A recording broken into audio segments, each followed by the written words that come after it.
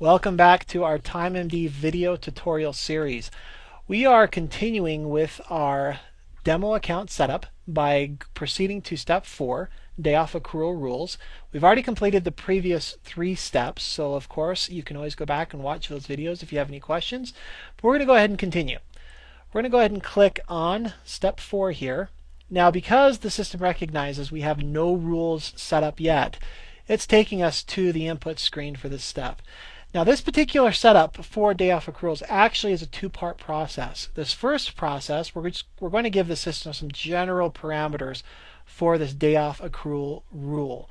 So what we're going to do is just give it a general name.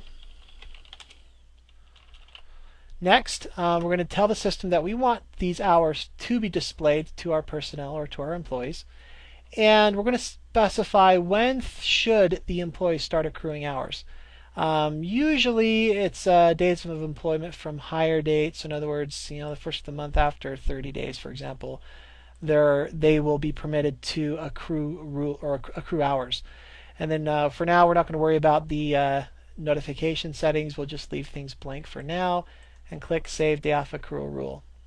Now, as I indicated before, it's actually a 2-step process. We've just finished step 1, but now we actually have to tell the system the specific rules for this rule. What we call those our length of service rules. Now, it's telling us that this hasn't been completed yet, so which is why everything's here is in red. Then we're going to go ahead and click the Create Length of Service rule.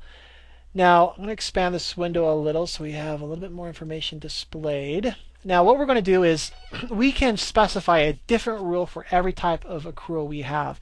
If you click on this box, you'll see that we've set up by default a lot of different types of rules. Most likely your organization doesn't track all of these different types. But let's just go ahead and set up a rule for vacation. Now, the max accrued hours, most of these fields are pretty self-explanatory. Max accrued hours is simply indicate the max number of hours a person can accrue. We're going to leave that blank so that it can indicate that it's unlimited.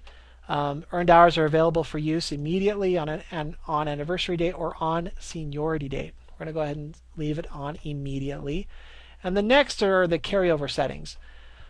If, say, the end of the particular day off accrual year and there's a balance still of hours that are unused, this is the system's wanting to know what you want it to do with those hours. So let's say there's 10 hours unused. Do those carry over to the next accrual year? Are they nullified to 0? Is there only a certain percentage that carried over?